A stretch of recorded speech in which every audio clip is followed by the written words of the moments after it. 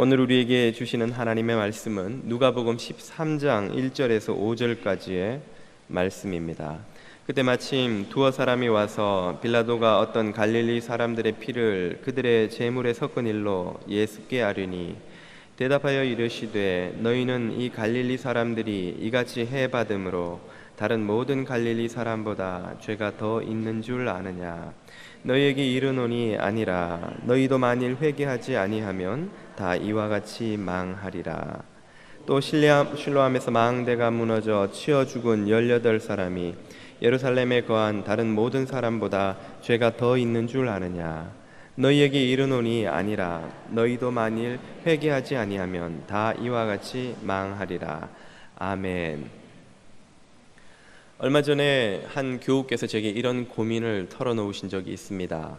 아는 지인을 전도를 하려고 하니까 이분이 풀리지 않는 의문이 한 가지 있어서 아직 교회를 못 가겠노라는 것입니다. 그 의문은 무엇인고 하니 하나님이 사랑이시고 전능하신 분이라면 왜 세상에 이토록 고통이 많으냐 하는 것입니다. 왜 이렇게 아픈 사람, 실패한 사람, 망한 사람, 고통받는 사람이 많으냐? 하나님이 사랑과 능력으로 그분들을 다 고쳐주고 건져주면 되지 않느냐 하는 의문이었던 것이죠. 이 의문은 어제 오늘 들린 이야기도 아니고 한두 사람이 품었던 의문도 아닙니다. 교회 역사상 2000년 동안 쉴 새 없이 반복되어 온 수많은 사람들이 가슴에 품어왔던 의문입니다. 그래서 기독교 사상가라고 불리는 사람치고 이 고통의 문제를 다루어 보지 않은 사람이 없을 정도이지요. 몇 사람만 예를 들어보아도 그 유명한 C.S. 루이스는 고통의 문제라는 책을 남겼고, 제가 좋아하는 필립 얀시라는 작가는 고통이라는 선물, 이런 제목의 책을 남겼죠. 오스 기니스는 고통 앞에 서다. 제목부터 고통을 다루는 책들이 이토록 많이 쏟아져 나왔다는 건 무엇을 의미합니까? 아직도 수많은 사람들이 이 고통의 문제를 어떻게 해석해야 할지 명쾌하게 이해하지 못하고 있다는 것을 말하는 것이지요. 사람들이 이런 의문을 품을 때는 한 가지 전제를 가지고 있습니다. 그것은 고통이란 나쁜 것이고 좋지 않은 것이고, 그래서 가능하면 없을수록 좋다는 것이죠. 고통은 우리 인생에서 불필요한 것이다 하는 전제를 가지고 이런 질문을 던집니다. 그러나 우리가 조금만 생각해 보면 과연 고통이란 그렇게 나쁘기만 한 것이고 우리 인생에서 완전히 제거되어야만 하는 것인가 하는 의문을 거꾸로 가질 수 있게 됩니다. 창세기를 보면 분명히 고통은 죄에 의해서 증폭된 것이 분명합니다. 그러나 그렇다면 과연 죄가 들어오기 전에는 이 세상에 고통이란 전혀 없었던 것이냐? 이 질문에 대해서는 우리가 쉽게 답을 할 수가 없지요. 죄가 세상에 들어오기 전에 아담이 돌로 과일을 으깨다가 실수로 손가락을 때렸다면 그 아담은 고통을 느끼지 않았으리라고 여러분은 생각할 수 있겠습니까? 아담과 하와가 정원 관리하는 문제로 서로 의견이 충돌했을 때 하와의 마음에는 조금도 섭섭함이나 속상함이 없었을 것이라고 여러분은 짐작하실 수 있겠냐는 것이죠. 아담이 정성을 들여서 나무를 가꾸고 키웠는데 그 나무가 그만 죽어버렸습니다. 그러면 아담 마음에는 섭섭함이나 서운함이나 안타까움으로 인해서 속상하는 일이 전혀 없었겠느냐라고 여러분이 생각할 수 있냐는 것입니다. 생각을 해보면 손가락을 찧었으면 분명히 아팠을 터이고, 의견이 충돌해서 결론을 내리지 못하면 섭섭함과 속상함과 이런저런 마음의 불편함이 아담에게도 하와에게도 죄가 들어오기 전에도 분명히 있었으리라는 생각을 해볼 수가 있죠. 그 생각이 틀리지 않다면 고통이란 죄가 이 세상에 들어오기 전부터 존재했던 것입니다. 다시 말해 고통은 하나님의 창조 세계의 일부라는 말이죠. 하나님의 창조 질서 안에는 분명히 고통의 자리가 있다는 말입니다. 그 말은 고통만이 가지고 있는 고유한 역할과 기능이 있다는 것이죠. 오늘부터 저는 한 3주 동안 시간이 허락하는 대로 이 고통의 역할, 고통의 기능이 무엇인지를 살펴보려고 합니다. 오늘 살펴볼 첫 번째 고통의 역할은 바로 경고하는 역할입니다. 하나님은 고통을 통해서 우리에게 경고하신다는 말씀이죠. 오늘 읽은 본문 말씀은 이 세상에 가득한 고난과 재난을 우리 그리스도인들이 어떻게 해석해야 되는지에 대한 예수님의 가르침입니다. 오늘 본문에는 크게 두 가지 재난이 등장하죠. 첫 번째는 갈릴리 사람들이 일으킨 소요 사태를 진압하는 과정에서 총독 빌라도가 잔인하게 몇몇 사람들을 학살한 사건입니다. 두 번째는 실로암의 망대가 무너져서 그 안에 있던 18명의 사람들이 그만 안타깝게 목숨을 잃은 사건이죠. 우리가 사는 세상에 예를 들어보자면 아마도 9.11 테러나 보스턴 테러 같은 사건, 혹은 한국의 삼풍백화점이나 성수대교가 무너진 것과 같은 그런 비극적인 사건이죠. 그런 사건이 일어났을 때 많은 사람들은 도대체 왜 이런 사건이 일어나는가, 우리가 이런 재난을, 일본의 쓰나미가 닥쳤을 때 어떻게 해석해야 하는가 하고 큰 의문을 가졌었습니다. 바로 그에 대한 답을 예수님은 이렇게 우리에게 들려주십니다. 2절부터 5절의 말씀입니다. 대답하여 이르시되 너희는 이 갈릴리 사람들이 이같이 해를 받음으로 다른 모든 갈릴리 사람보다 죄가 더 있는 줄 아느냐? 너희에게 이르노니 아니라. 너희도 만일 회개하지 아니하면 다 이와 같이 망하리라. 같은 말씀을 한 번 더 다른 예로 하시죠. 또 실로암에서 망대가 무너져 치여 죽은 18사람이 예루살렘에 거한 다른 모든 사람보다 죄가 더 있는 줄 아느냐? 너희에게 이르노니 아니라. 너희도 만일 회개하지 아니하면 다 이와 같이 망하리라. 이 세상에 있는 재난을 그리스도인들은 자신에게 주는 하나님의 경고의 메시지로 받아들여야 한다는 것입니다. 회개하지 않는 이들은 누구나 이와 같이 망하리라는 경고로 받아들이고 스스로 돌이켜보고 회개하는 기회로 삼아야 한다고 예수님이 가르치신 것이죠. 이 말씀은 하나님께서 이 재앙을 일으키셨다는 뜻은 물론 아닙니다. 이 학살 사건은 빌라도의 잔혹함이 낳은 사건이고, 이 실로암 망대가 무너진 것은 아마도 모르긴 해도 추측기에 부실 공사 때문이 아닐까 생각해 볼 수가 있죠. 하나님은 그것을 이용하신 것이죠. 예수님께서 예루살렘 성에 들어가시다가 잎만 무성하고 열매는 없는 무화과 나무를 보시고는 그 나무를 이용해서 제자들에게 형식과 모양만 남고 내용이 없는 껍데기뿐인 신앙을 경고하시고 꾸짖으시는 도구로 쓰신 것과 같은 예입니다. 하나님이 이 두 재앙을 세상에 경고하는 도구로 사용하셨다는 것입니다. 이렇게 하나님은 세상의 고난이나 재앙을 통해 우리들에게 경고를 주고 계십니다. 주님이 주시는 경고에는 어떤 것들이 있을까요? 세 가지를 예로 들 수 있겠는데요. 먼저 첫 번째로 우리가 주님으로부터 받는 경고는 바로 육체의 고통을 통해 받는 경고입니다. 육체의 고통, 우리가 칼로 종이를 자르다가 손끝을 베면 아주 큰 고통이 있죠. 그럴 때면 왜 이런 고통이 있는가? 손가락이 잘려도 아프지 않으면 좋을 텐데 라고 생각하시겠지만 사실 그것은 우리를 위한 경고로서의 고통입니다. 칼이나 불이나 이런 위험한 것들을 다룰 때는 주의하지 않으면 안 된다. 주의하지 않으면 손가락을 베는 데서 멈추지 않고 손가락을 자를 수도 있다는 경고라는 것이죠. 불 끝에 손가락이 대어서 물집이 생기는 것은 주의하지 않으면 물집이 생기는 것으로 끝나지 않고 네 손, 팔, 몸이 다 불에 타서 잘못하면 목숨을 잃을 수도 있으니 그 불을 조심하라고 하는 경고인 것입니다. 우리가 몸을 혹사해서 일을 하면 몸에 몸살이 오지요. 왜 몸살이 안 오면 더 열심히 더 많이 일할 수 있을 것 같은데 생각하기 쉽지만 그 몸살은 우리에게 경고하는 것입니다. 이쯤에서 일을 멈추고 주님의 질서를 따라 쉬어라.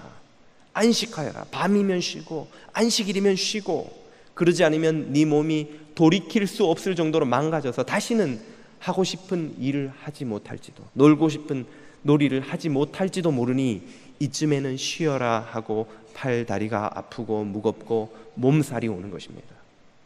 그러므로 그 몸살이나 팔 다리의 피로나 통증은 우리의 몸을 지켜주는 하나님의 은혜로운 경고 시스템이죠.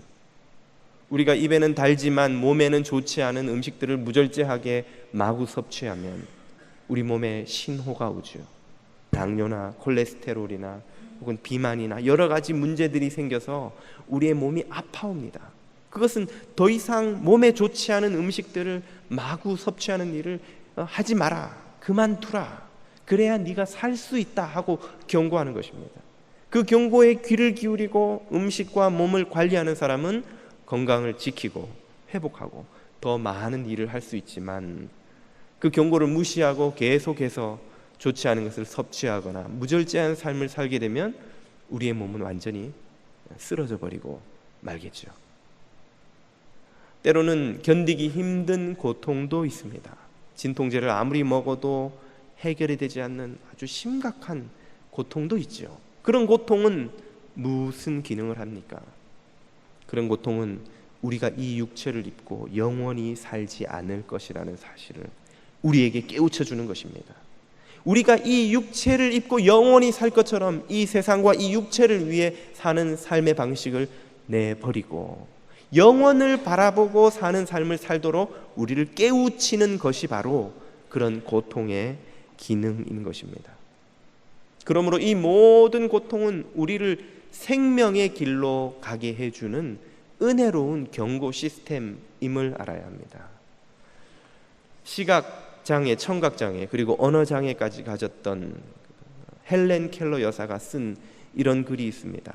내가 만일 하루만 보고 듣고 말할 수 있다면 하나님의 창조의 경이로움으로 가득 찬 이 숲을 그냥 놀라지 않고 찬양하지 않고 감격하지 않고 지나는 일이 결코 없을 터인데, 보고 듣고 말하는 저 사람들은 아무런 감흥도 없이 무심코 이 숲을 잘도 지나는구나 하는 안타까운 탄식을 그녀가 적어 놓은 적이 있지요.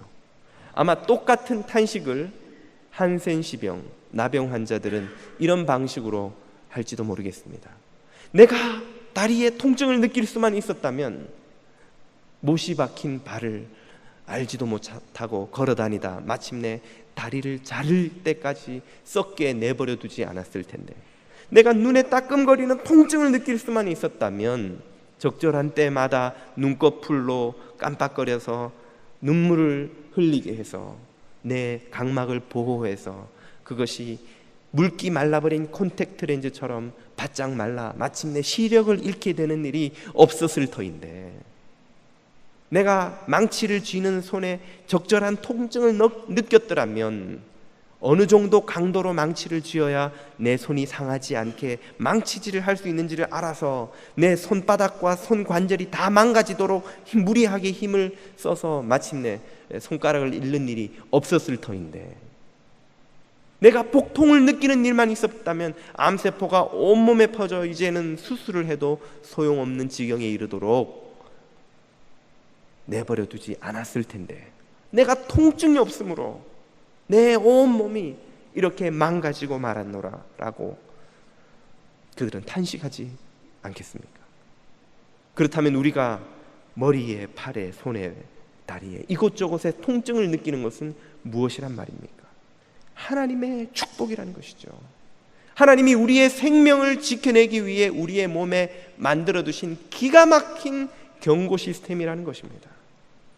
그 어떤 위험이라도 몸에 다가오면 몸 이곳저곳이 통증을 통해서 알람을 울려서 우리의 몸을 보호하게 하고 생명을 보호하게 하는 하나님의 은총의 도구라는 것입니다. 여러분 댁에 아마 파이어 알람이 있을 터이지요. 그 파이어 알람 소리는 굉장히 귀에 거슬립니다. 그러나 그것이 귀에 거슬리기 때문에 무엇을 해낼 수 있습니까? 우리를, 생명을 지켜낼 수 있는 것이죠. 그 알람이 자장가처럼 아주 부드럽게 바바바바바바바바바바 이렇게 울린다고 한번 가정을 해보십시오. 자다가 파이어 알람을 듣고는 더 깊이 잠들겠죠. 잠이 깊이 오는구나. 그건 목숨을 잃는 결과가 오죠. 파이어 알람이 날카롭고 귀에 거슬리고 우리의 잠을 깨울 만한 그런 신경을 거슬리는 소리이기 때문에 그것이 우리를 살리는 것입니다. 통증이 아프기 때문에 우리를 살리는 거예요. 못에 찔려도 전혀 아프지 않고 그저 손이 따뜻해 오기만 하면 추울 때 못으로 막 손을 찌르겠죠. 아유 따뜻하고 좋다. 이건 전혀 경고 시스템이 되지 못하는 것이죠. 그러므로 사랑하는 여러분, 몸 이곳저곳이 아픈 것을 가지고 불평하고 원망하기에 앞서 이런 경고 시스템을 우리에게 주셔서 우리의 생명을 지켜주시는 주님을 찬양하실 수 있기를 바랍니다. 그리고 그 경고에 귀 기울여 들음으로 주님의 음성, 은총을 누리시기를 축복드립니다. 우리가 주님으로부터 받는 두 번째 경고가 있습니다. 그것은 바로 인생의 고난을 통한 경고이지요. 우리의 육체가 고통을 통해 우리에게 경고를 하듯이 우리의 인생에는 고난이 우리를 똑같이 경고합니다. 우리는 원치 않게 이 세상을 살아가며 실패, 상실, 좌절, 배신, 괴롭힘, 수치를 당함, 모욕을 당함, 이런 많은 아픈 일들을 겪지요. 그때마다 우리의 마음은 크게 상하고 상처를 받고 때로는 잠을 이루지 못할 정도로 마음 아픈 시간을 보내야 합니다. 그러나 이런 인생의 고난 역시 우리에게 아주 유익한 경고를 준다는 사실을 깨달아야 합니다. 그런 인생의 고난이 주는 경고는 무엇입니까? 그것은 바로 우리의 인생이 완벽하지 않다는 것을 깨닫고 하나님께로 돌아가라는 것이죠. 우리 육체의 위험이 오는 것을 통증이 경고하듯이 우리의 인생에도 위기가 다가오고 있다는 것을 우리에게 경고하고 그 위기를 피해서 하나님의 은혜의 품으로 돌아가라고 경고하는 것입니다.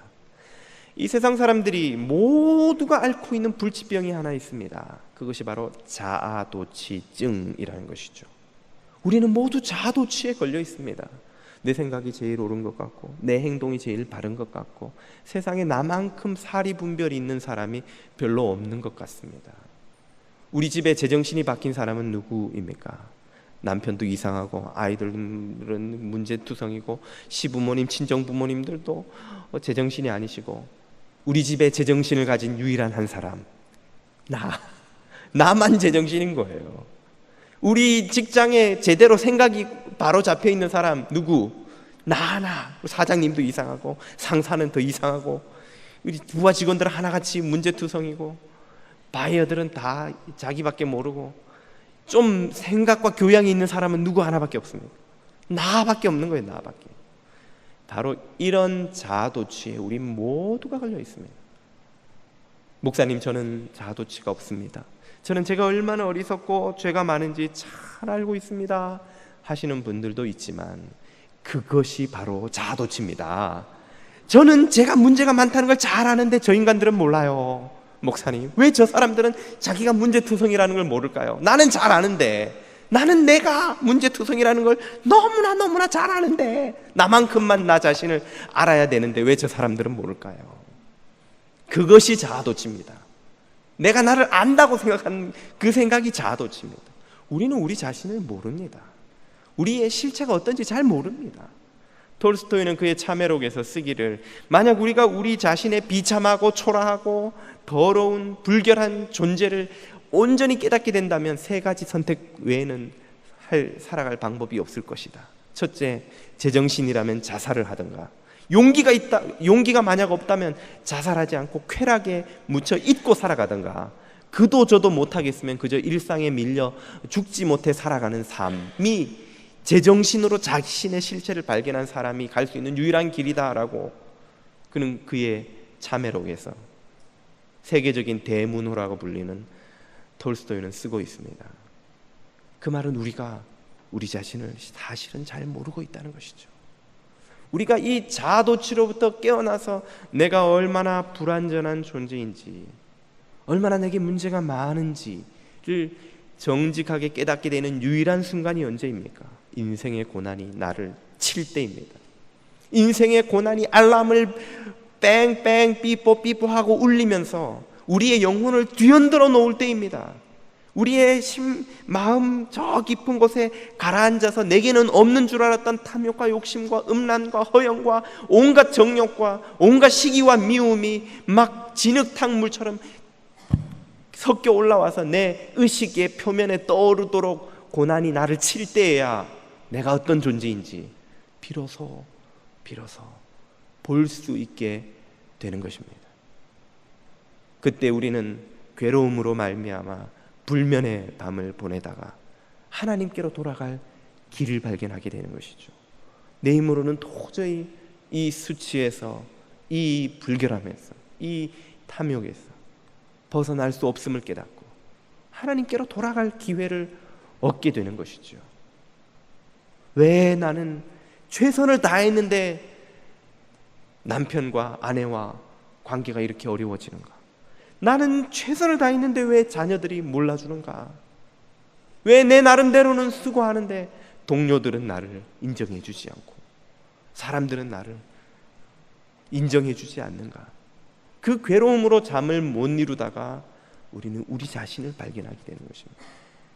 내가 완벽한 존재도, 내가 모든 것을 잘한 것도, 나의 판단만 옳은 것도 아닐 수 있겠구나. 그리고는 겸손히 하나님의 말씀의 거울 앞에 나를 비추어 보게 되고 나를 발견할 수 있는 기회를 얻는 것, 그것은 오직 인생의 고난이 우리를 칠 때에만 얻을 수 있는 것입니다. 성경에 그런 불면의 밤을 가장 많이 보낸 사람을 꼽으라면 역시 창세기의 주인공 중 한 사람인 야곱을 들 수 있겠습니다. 야곱의 인생 좌우명, 목적이 수단을 정당화한다. 목적을 위해서는 수단과 방법을 가리지 않는다. 야곱은 만나는 모든 사람에게 사기를 치는 캐릭터입니다. 형도 속이고 아버지도 속이고 삼촌도 속여먹고, 하여튼 야곱과 만나서 털리지 않고 나오는 사람이 없는 거예요. 그러나 야곱은 그런 인생을 살았기 때문에 많은 불면의 밤을 보내야 했습니다.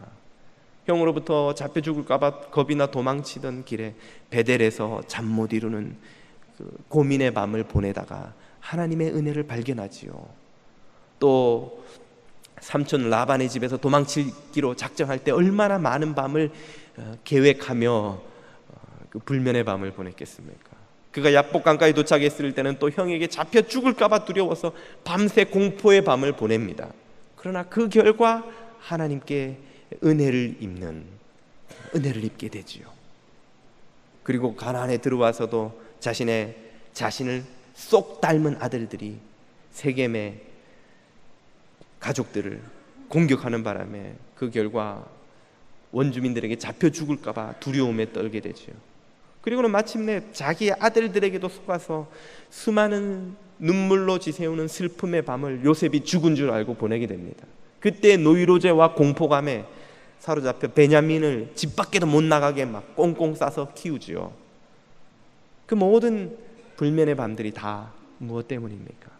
자신의 삶의 방식에 문제가 있다는 것을 깨닫게 하는, 그래서 하나님의 은혜를 의지하게 하는 은혜의 밤인 것이죠. 우리에게도 불면의 밤이 있을 수 있습니다. 그 밤을 원망과 불평으로 보내고 나면 아무 유익이 없지요. 그러나 그 밤을 하나님의 경고로 생각하고 하나님께서 나를 좀 더 정결하게, 좀 더 온전하게 그리스도를 닮은 모습으로 바꾸어 가시기 위해 허락하시는, 울리시는 경고의 메시지라고 받아들이게 되면 거기에 은혜의 빛이 스며들기 시작합니다. 은혜의 문이 열리게 되는 것이죠. 생명의 문이 열리게 되는 것이죠. 사랑하는 교우 여러분, 인생의 고난을 만나시면 겸손하게 자신을 돌아보고 자아도취해서 깨어나는 이런 은혜를 누리실 수 있기를 축원드립니다. 마지막으로 우리가 받는 경고는 바로 세상의 비극을 통한 경고입니다. 가까이는 9.11이나 쓰나미, 보스턴 테러, 어저께도 샌프란시스코에서 아시아나 항공기가 사고를 당했죠. 그런 일들이 있겠고, 멀리 좀 더 고개를 돌려 바라보면 우리의 이웃 나라들의 내전과 전쟁과 기근과 재앙들이 끊임없이 지금도 벌어지고 있는 것을 보게 됩니다. 이런 세상의 비극들이 우리에게 주는 경고는 무엇입니까? 그것은 우리가 사는 이 세상이 완벽하거나 영원하지 않다는 것이죠. 미국처럼 풍요롭고 안전한 선진국에 사는 우리들이 종종 하는 착각이 있습니다. 우리가 사는 이 삶이 평균적인 삶이라는 것, 이 삶은 우리가 노력해서 쟁취해낸 것이라는 생각, 그리고 이런 삶이 언제까지고 영원할 것이라는 생각 말입니다. 이 세 가지 생각은 모두 심각한 착각이라는 것을 조금만 생각해 보면 알 수 있게 됩니다. 이 삶은 첫째로 그렇게 평균적인 삶이 절대로 아닙니다. 아무리 여유롭게 잡아도 전 세계 인구의 15%가 안 되는 사람들만이 미국의 부자들이 아닌 그냥 저와 여러분 같은 서민들이 누리는 이 삶을 전 세계 15%가 안 되는 인구만이, 그리고 좀 보수적으로 잡으면 10%가 안 되는 사람들만이 이런 삶을 겨우 살 수가 있습니다. 90%에 가까운 사람들은 이런 삶을 꿈에도 꾸어보지 못하고 근처에 오지도 못한 채 생을 마칩니다. 이런 삶을 우리가 열심히 노력해서 쟁취한 것이라고 생각하기 쉽지만 제3세계에서 태어난 많은 이들이, 우리보다 훨씬 똑똑하고 훨씬 노력한 사람들도 이런 삶의 근처에도 오지 못한 채 생을 마쳐야 한다는 것을 선교지에 가보면 금방 알 수가 있습니다. 우리의 삶이 우리의 노력이 아닌 하나님의 은혜가 없이는 절대로 불가능한 삶이라는 것을 깨달아야 하는 것이죠. 우리의 삶이 영원할 것입니까? 이런 풍요가 영원할 것인가요? 역사상 어떤 제국도 전성기는 200~300년을 넘기지 못했습니다. 혹 500년, 로마 1000년을 갔다고 하지만 망해가는 나라를 전성기 때 힘으로 질질 망하는 시기를 그냥 끈 거예요. 우리가 누리고 있는 이런 풍요가 이 성공적인 문명 그 어떤 것이라 할지라도 영원치 않다는 것을 멀리 역사를 내다볼 필요도 없이 한 5~60년 후에 저와 여러분이 이 자리에 앉아서 이 에어컨에서 이렇게 편안하게 예배를 드리는 이 자리에 남아있을 사람이 몇이나 되겠습니까? 우리의 인생이 얼마나 짧은지를 생각해 본다면 우리의 삶이 결코 영원하지 않다는 것을 우리는 깨닫지 못하죠. 그것을 누가 우리에게 언제 어떻게 깨우쳐 줍니까? 이 세상의 비극을 통하여서, 바로 우리 옆에서 고통당하는 이웃의 비극을 통하여서 그것을 깨닫게 된다는 것입니다. 어제 새벽에 IT팀이 새벽 기도를 마치고 공항으로 출발하였는데요, 팀장님이 보고를 간단하게 하시면서 이런 말씀을 하시는 것을 들었습니다. LA보다 더 가까운, 비행기를 타면 4시간 만에 도착하는 이웃 나라에 이토록 비참하게 사는 사람들이 있다는 사실은 주님이 우리를 그들을 섬기라고 부르는 부름이 아니고 무엇이겠습니까? 그래서 우리는 IT에 가려고 하는 것입니다. 우리의 곁에 재앙으로, 비극으로 고통당하고 굶주리고 죽어가고 하는 사람들이 있다는 사실은 우리를 오만과 자아도취에서 깨워서 우리가 사는 이 세상이 결코 영원하지 않으며 내가 이 풍요로운 삶, 이 안전한 삶에 취해 살아가는 이런 삶으로 남은 생애를 결코 보내서는 안 된다는 것을 우리에게 깨우쳐주는 주님의 경고인 것입니다. 우리들의 마음은 한결같이 위를 바라보죠. 우리는 모두 가난한 나라의 다큐멘터리보다 아카데미 시상식의 그 화려함을 보고 싶어 합니다. 두 프로그램의 시청률만 비교해봐도 금방 알 수가 있죠. 우리는 모두 희생과 수고와 헌신과 십자가보다는 믿음과 성공과 쟁취와 행복과 위대한 승리를 이야기하는 것을 듣고 싶어 하지요. 우리의 본성이 끊임없이 위를 바라보고 싶어 하기 때문입니다.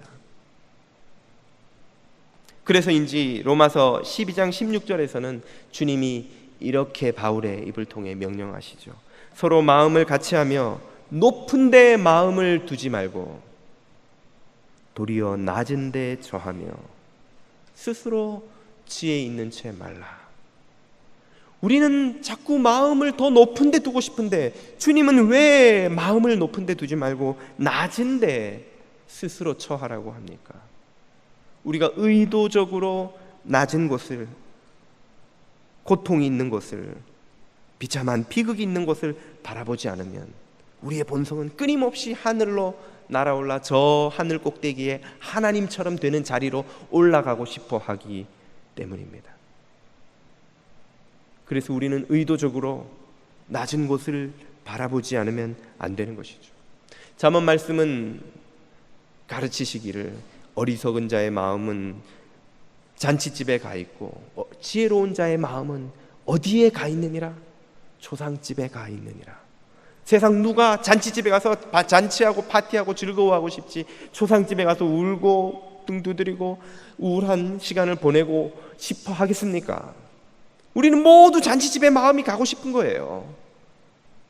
그런데 생명의 길은 거기 있지 않다는 것입니다. 생명의 길이 초상집에 있다는 거예요. 지혜 있는 삶의 길이 초상집에 있다는 거예요. 왜? 그 초상집의 사건이 우리를 깨우기 때문이죠. 네가 이 육체를 입고 이 복을 누리며 이렇게 영원히 살 것처럼 착각하지 말라고 초상집이 우리를 깨워주기 때문이죠. 잔치집에 가면 그 파티와 흥겨움과 술과 즐거움과 그 행복한 분위기가 우리를 취하게 하여서 내일도 모레도 10년 후 100년 후에도 영원히 이렇게 살 줄 알고 이런 삶을 추구하고 이런 삶을 구하게 되고 하나님과 멀어지는 삶을 택하게 된다는 것입니다. 우리의 마음이 의도적으로 우리 주 예수 그리스도의 십자가의 골고다 언덕을 일부러라도 쫓아가지 않으면 우리는 결코 생명의 길을 발견할 수가 없게 됩니다. 스스로 그렇게 할 수 없는 우리에게 그 진실을 깨워주는 경고의 알람이 무엇입니까? 바로 이 세상에 고개만 돌리면 가득한 비극이죠. 비극. 빈곤과 가난과 전쟁과 재앙과 고통당하는 이들의 모습을 보며 우리는 경고를 받는 것입니다. 깨닫게 되는 것입니다. 이 세상에서 네가 영원히 살지 않는다는 것을 기억하여라. 너의 사명은 영원한 하나님 나라와 이웃과 더불어 사는 삶을 위한 것임을 깨달아라 하는 것이지요. 사랑하는 교우 여러분, 이 세상의 비극은 오만과 자아도취에 취해 있는 우리의 영혼을 깨워서 생명의 길을 바라보게 하는 하나님의 사랑의 스피커인 줄 믿습니다. 이 외침을 들을 때마다 영적인 잠에서 깨어나 주님의 부르심에 응답하는 저와 여러분이 되시기를 축복드립니다.